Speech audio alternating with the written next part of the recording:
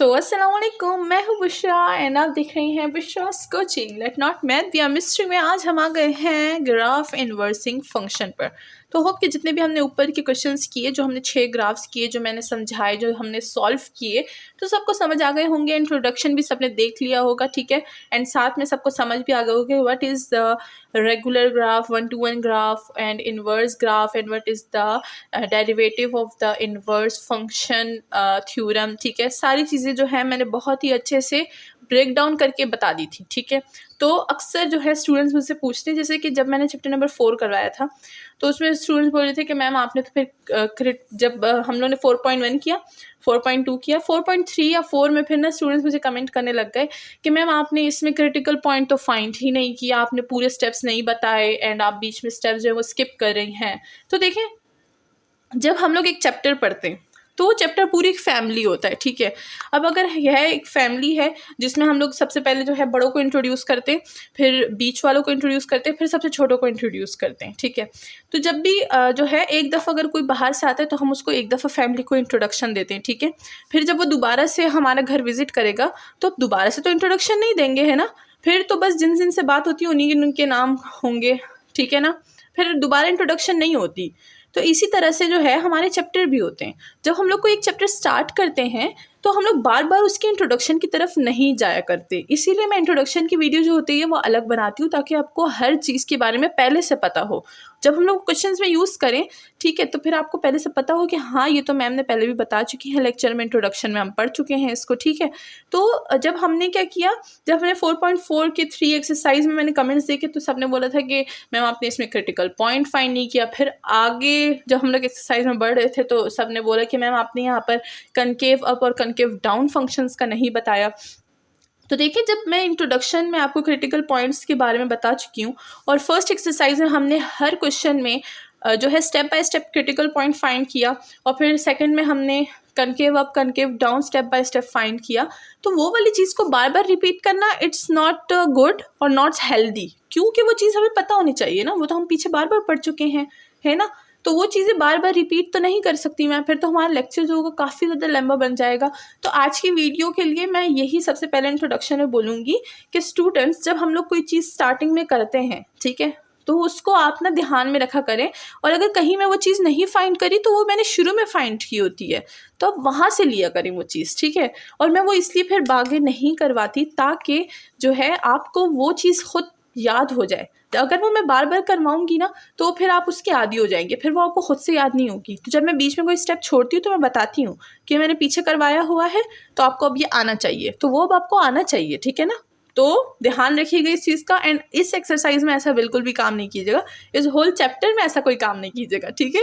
तो चलिए without any delay, मतलब ऐसे ही ये लेक्चर दे दिया मैंने, ठीक है। कभी कभी बनता है, लेकिन कभी कभी जब स्टूडेंट्स ऐसे हार्शली बोलते हैं ना कि आपने तो सिर्फ ना सारे स्टेप्स स्किप कर दिए, डायरेक्ट आंसर लिया, तो it feels bad and it hurts ना।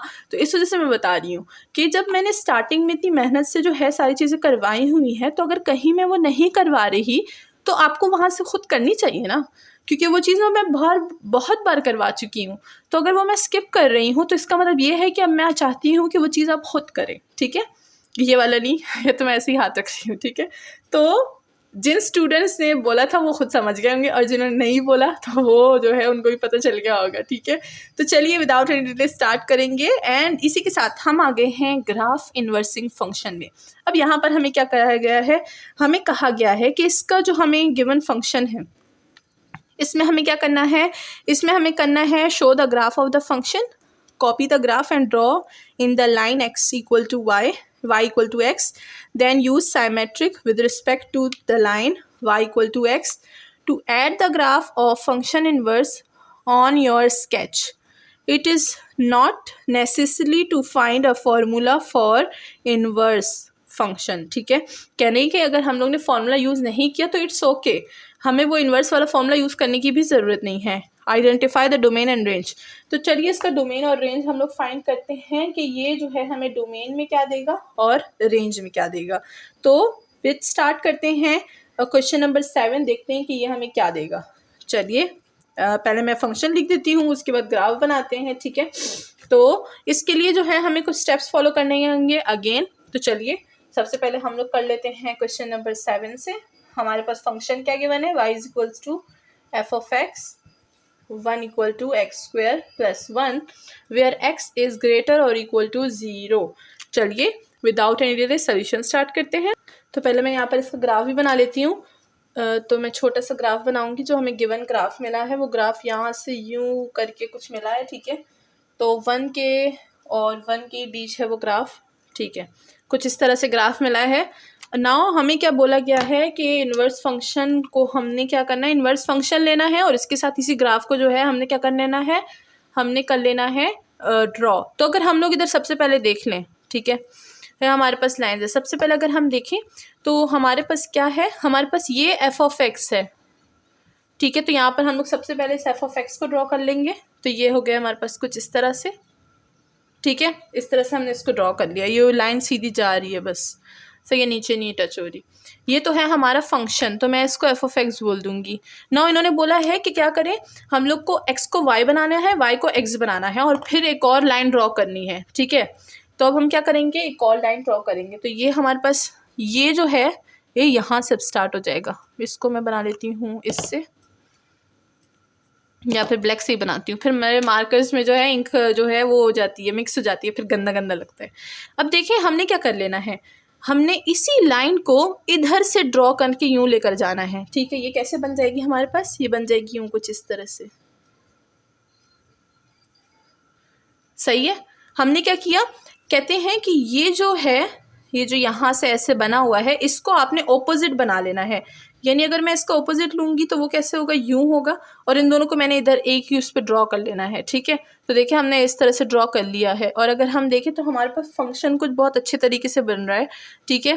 तो ये कैसे बन जाएगा, इसका राउंड ऑफ क्या हो जाएगा हमारे पास, ये हो जाएगा हमारे पास इस तरह से, इस तरह से, ठीक है। जब मैं दोनों साइड पे ड्रॉ करूँगी ना तो ये कुछ इस तरह से बन जाएगा। तो ये क्या है, ये इन्वर्स फंक्शन है और ये फंक्शन है। ये हो गया हमारे पास inverse of function F of X, ठीक है। तो इस तरह से पहले थोड़ा सा ग्राफ को हम लोग समझ लेंगे ताकि यहाँ पर कोई भी डाउट ना रहे। उन्होंने हमें बोला है कि y को इक्वल कर देना है x के और x को इक्वल कर देना है y के, यानी दोनों की लाइन को चेंज करके हमने वो लाइन दोबारा से ड्रॉ करनी है। तो वो गिवन लाइन कैसी थी, गिवन लाइन थी हमारे पास कुछ इस तरह से, ठीक है।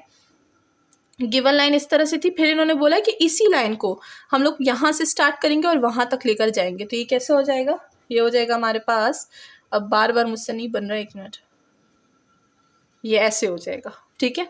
तो देखिए हमने ऐसे ड्रॉ कर लिया, हमारे पास एक ग्राफ बन गया जो इस तरह से आ रहा है हमारे पास, सही है। अब काफ़ी रफली है तो बस इसको मैनेज कीजिए, ठीक है। तो हमारे पास एक फंक्शन हो गया और दूसरा फंक्शन का इन्वर्स हो गया है, ठीक है। नाउ इसका हम फाइंड करेंगे क्या, डोमेन और रेंज। तो चलिए डोमेन और रेंज की तरफ चलते हैं।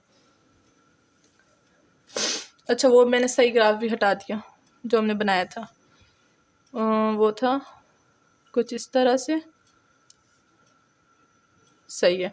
ये था एफ ऑफ एक्स और ये था एफ ऑफ एक्स का इन्वर्स, ठीक है। नाउ चलिए देखते हैं कि हमारे पास क्या होगा। और ये जो बीच की हमारी लाइन है इसको हम एक्स वाई की लाइन बोलेंगे। ये हो जाएगा हमारे पास y इक्वल टू एक्स, ठीक है, क्योंकि हमें क्वेश्चन में ही बताया गया था ये चीज़। तो चलिए अब हम लोग इसकी सोल्यूशन करते हैं। देखते हैं कि इसका हमारे पास जो है डोमेन क्या है और इसका हमारे पास रेंज क्या है। तो सबसे पहले हम लोग डोमेन फाइंड करेंगे और डोमेन के लिए हमें डोमेन की डेफिनेशन पता होनी चाहिए। मैंने डोमेन को जो है बहुत अच्छे से समझाया था इंट्रोडक्शन में, एंड एक दफ़ा दोबारा मैं बता देती हूँ कि domain of a function is the set of all possible input x की values for which the function is defined, ठीक है। तो डोमेन हमारे पास क्या होता है, वो हमारे पास x की वैल्यूज के लिए एक डिफाइंड फंक्शन होता है कि x की हम लोग कौन कौन सी ऐसी वैल्यूज पुट करेंगे कि वो जो फंक्शन है वो हमारे पास क्या हो, डिफाइंड हो।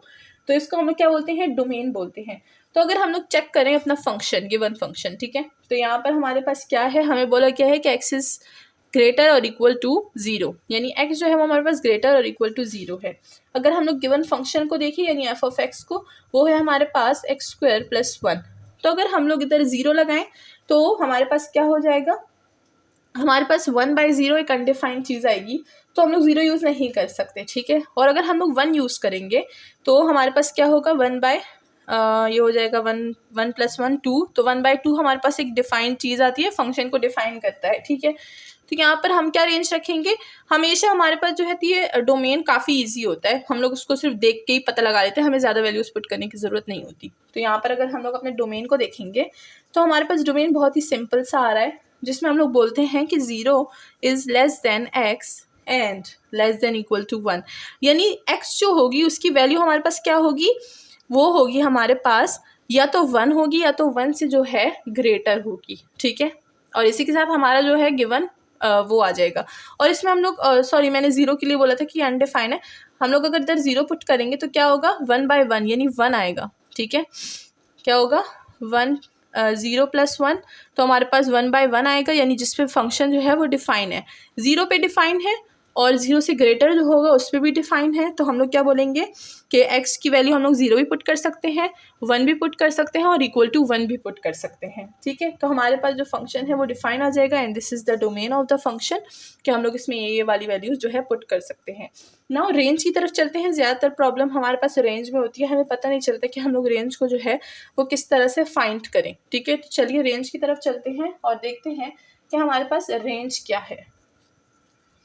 अगर हम लोग रेंज को सबसे पहले देखें, रेंज को मैं बता चुकी हूँ रेंज क्या होता है एंड दोबारा से एक बार बताती हूँ कि ये फर्स्ट क्वेश्चन है। तो रेंज है हमारे पास, the range of the function is a set of all possible output values for all the wild input values. जो भी हम इनपुट वैल्यू दें उसके लिए अगर हमें कोई ना कोई एक डिफाइंड वैल्यू मिले कि फंक्शन हमें डिफाइंड वैल्यू देगा, उसको हम लोग रेंज बोलते हैं, ठीक है। तो यहाँ पर इनपुट को भी देखा जाता है, आउटपुट को भी देखा जाता है। इनपुट भी वाइल्ड होना चाहिए और आउटपुट भी जो है वो वैलिड होना चाहिए, दोनों चीज़ें वैलिड होना चाहिए। तो सबसे पहले अगर हम लोग देखें, ठीक है, सबसे पहले अगर हम लोग x को 0 के इक्वल रखें तो हमारे पास रेंज ही आएगा f ऑफ 0 इक्वल टू 1/0 + 1, हमारे पास क्या आ जाएगा 1 आ जाएगा, ठीक है। और जो डिनोमिनेटर है वो कभी भी रेंज के लिए हमारे पास 0 नहीं होना चाहिए, ठीक है। हमारे पास जो है 0 पे ये फंक्शन क्या है डिफाइन कर रहा है। और अगर हम लोग देखें x² + 1, ये हमारे पास 0 नहीं होना चाहिए, इक्वल नॉट टू बी 0, ठीक है। इस मीन्स कि जो x है ये अप्रोच कर रहा है कहाँ से, 0 से अप्रोच कर रहा है, ठीक है। 0 से अप्रोच कर रहा है टू x से अप्रोच कर रहा है टू +0, ठीक है। +0 यानी सारी जो वैल्यूज़ होंगी वो हमारे पास पॉजिटिव वैल्यूज़ आएंगी और इसमें हम लोग इन्फिनिटी भी पॉजिटिव ही पुट कर सकते हैं, ठीक है। और हमारे पास जा रहा है x टू +∞, ठीक है। हम लोग +0 से +∞ तक कहीं भी जा सकते हैं। अगर हम लोग +∞ पुट करें गिवन फंक्शन में तो लेट्स सी कि हमारे पास क्या आएगा।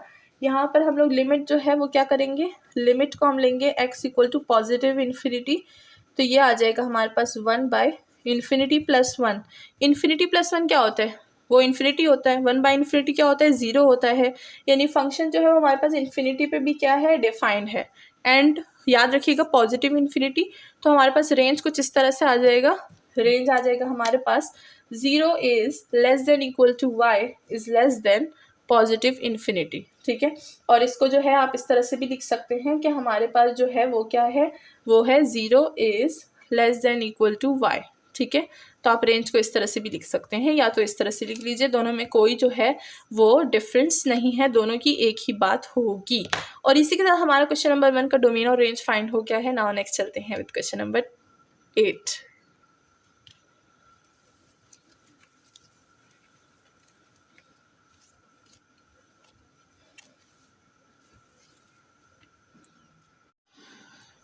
So let not math be a mystery में हम आ गए हैं विद क्वेश्चन नंबर 8 और यहाँ पे जो है हमें फंक्शन मिला है 1 - 1/x which is x is greater than 0। और यहाँ पर जो ग्राफ है उसको भी थोड़ा सा हम लोग जो है यहाँ पर बना लेते हैं। तो ये रहा हमारे पास कुछ इस तरह से ग्राफ है इसका, ठीक है, 0 और 1 के बीच, ठीक है। चलिए हमारा ग्राफ हो गया है। नाउ हम लोग क्या करेंगे, ये फंक्शन है, हमें इन्वर्स भी यहाँ पे ड्रॉ करना है। तो सबसे पहले हम लोग जो है क्या करेंगे, ग्राफ को देखेंगे, उसके बाद बाकी की चीज़ों को ड्रॉ करेंगे यानी सॉल्व करेंगे। तो चलिए सबसे पहले फंक्शन को देख लेते हैं। हमारे पास अगर फंक्शन है कुछ इस तरह से, ब्लैक और ब्लू को दोनों को वो करते हैं, तो फंक्शन हमारे पास इस तरह से, ठीक है, 1 और 0 के बीच, और ये रहा एक दूसरा 1, ठीक है। तो अगर हम लोग यहाँ पर देखें तो उन्होंने हमें क्या बोला है कि इसका इन्वर्स भी ड्रॉ करना है, यानी ये x और y के बीच में, तो ये दूसरा यहाँ पर होगा, ठीक है। और ये वाली लाइन यहाँ पर जाएगी, ये वाली लाइन यहाँ पर आएगी, तो this will be as like this, ठीक है। तो दोनों, एक ये फंक्शन है और ये इसका क्या हो गया, इन्वर्स हो गया, ठीक है। फंक्शन और फंक्शन का इन्वर्स हो गया हमारे पास, और दोनों किस चीज़ के में 0 और 1 के इक्वल ही हमेशा रहेंगे, ठीक है। तो चलिए अब हम लोग क्या करते हैं, डोमेन और रेंज फाइंड कर लेते हैं। तो सबसे पहले अगर हम लोग इसका डोमेन देखेंगे, डोमेन की बात करते हैं सबसे पहले, डोमेन, ठीक है। तो डोमेन में हमें बोला गया है कि हमारे पास फंक्शन जो है y equal to that is 1 - 1 by x, ठीक है। तो ये हो जाएगा हमारे पास y equal to 1 - 1 by X, which is x is greater than 0, x हमें ग्रेटर देन 0 दिया गया है। तो यहाँ पर डोमेन के लिए हमारे पास कुछ खास जो है वो रिस्ट्रिक्शंस नहीं है, यही रिस्ट्रिक्शन है कि जो हमारे पास डोमेन होगा वो क्या होगा, वो होगा 0 is less than x less than 1, ठीक है। तो जो हमारे पास डोमेन का जो रिस्ट्रिक्शन है वो कुछ इस तरह से है, कैसे कि अगर हम लोग इसको अगर हम लोग बोलें तो सिंपल वर्ड्स में हम ये बोल सकते हैं कि x जो होगा वो हमारे पास क्या होगा डोमेन में, x जो होगा वो लेस देन 1 होगा, ठीक है। तो इसी साथ हमारा डोमेन जो है वो तो सेटिस्फाई हो गया है। नाउ अगर हम लोग अपने रेंज को देखें तो देखते हैं कि रेंज हमें क्या बोलेगा। Let's find out the range. तो ये यहाँ पर है हमारे पास रेंज। तो अगर हम लोग रेंज की बात करें तो रेंज हमें क्या दे रहा है, सबसे पहले हमने जो है एनालाइज करना है अपने रेंज को। सबसे पहले हमने क्या करना है, x को हमने पॉजिटिव इन्फिनिटी की तरफ अप्रोच दे देना है। देखते हैं कि इसमें हमारे पास क्या आएगा। लिमिट लगाते हैं, x goes to positive infinity. तो हमारे पास 1 - 1 बाय एक्स है, और हमें पता है कि अगर 1 बाय जो है x क्या होता है, 1 बाय इन्फिनिटी क्या होती है, 1 बाय इन्फिनिटी 0 होती है। तो हमारे पास आंसर में 1 आ जाएगा। तो यानी ये क्या है हमारे पास, x becomes the largest, x हमारे पास क्या है, लार्जेस्ट बन गया, ठीक है। नाउ ये जो टर्म है 1 बाई एक्स, ये हमें क्या देता है, ये हमें जो है स्मॉलर चीज़ देता है। तो ये जो फंक्शन है ये हमारे पास क्या कर रहा है, फंक्शन हमें y हमें क्या दे रहा है, 1 दे रहा है। तो हमें यहाँ पे लिख सकते हैं y इक्वल टू 1। नाउ हम क्या करेंगे, बोलेंगे कि x अप्रोच कर रहा है 0 को। तो लेट्स सी कि पॉजिटिव 0 को ये अप्रोच करने में हमें क्या देगा। तो ये हो जाएगा हमारे पास limit x goes to positive 0, ये हो जाएगा 1 - 1 बाय एक्स, और ये हमें क्या दे देगा, ये हमें देगा पॉजिटिव इन्फिनिटी। यानी जब हम 0 पुट कर रहे हैं तो हमें पॉजिटिव इन्फिनिटी मिल रही है, और जब हम इन्फिनिटी पुट कर रहे हैं तो हमें क्या मिल रहा है, हमें मिल रहा है 1। तो अगर हम इन दोनों को, इसको मैं स्टार दे देती हूँ और इसको मैं स्टार देती हूँ, अगर हम इन दोनों को कंबाइन करके लिखेंगे तो हमें क्या मिलेगा, हमें मिलेगा 1 is less than y is less then positive infinity, ठीक है। तो हमारे पास रेंज क्या आ रहा है, रेंज आ रहा है 1 is less than y less then infinity, ठीक है। 1 है हमारे पास लेस देन y के, और y लेस देन किस चीज़ के है, इन्फिनिटी के है। यानी ये रिस्ट्रिक्शन है हमारे पास, और इक्वल टू भी इन्फिनिटी हो सकता है, ये देखो इक्वल टू इन्फिनिटी भी आ सकता है ना। तो हमारे पास ये रिस्ट्रिक्शन है, और अगर इन रिस्ट्रिक्शन को हम लोग बहुत ही सिंपल तरीके से लिखें तो हमारे पास क्या आ जाएगी, y की रिस्ट्रिक्शन आ जाएगी हमारे पास, यानी डोमेन की रिस्ट्रिक्शन, रेंज की रिस्ट्रिक्शन क्या आएगी, y is greater than 0, that's all. बहुत ही सिंपल सी रिस्ट्रिक्शन भी हम लोग लिख सकते हैं, ये रिस्ट्रिक्शन भी लिख सकते हैं। दोनों की जो मतलब है दोनों का वो बिल्कुल सेम है। तो चलिए आखिर में मैं इसका डोमेन और रेंज अगेन से लिख लेती हूँ, ठीक है। तो हमारे पास डोमेन क्या था, डोमेन भी हमने 2 रिस्ट्रिक्शंस में बताया था, आई थिंक सो, मैं शायद 2 में ही बताया मैंने, अगर नहीं भी बताया तो दोबारा बता रही हूँ, ठीक है। डोमेन की रिस्ट्रिक्शन जो है वो मैंने पहले बताई थी, वो थी 0 is less than x less than 1, और आप इसको ऐसे भी लिख सकते हैं कि जो है हमारे पास x इज़ लेस देन 1 है। तो दोनों में से कोई भी रिस्ट्रिक्शन यूज़ करें मतलब एक ही बनता है। नाउ रेंज की रिस्ट्रिक्शन दोबारा से बता देती हूँ, एक है y इज़ ग्रेटर देन 0, और दूसरी रिस्ट्रिक्शन मैंने क्या बताई, वो थी हमारे पास 1 is less than y less than equal to positive infinity, ठीक है। और इन्फिनिटी जब भी हम पुट करते हैं तो पॉजिटिव नेगेटिव साथ में बताते हैं, ठीक है ना। और अगर कहीं दोनों होती है तो फिर हम लोग कुछ भी लिख सकते हैं, सिर्फ इन्फिनिटी। अगर पॉजिटिव है तो सिर्फ पॉजिटिव, अगर नेगेटिव है तो only negative. This is the domain and range. Now चलते हैं क्वेश्चन नंबर 9 की तरफ।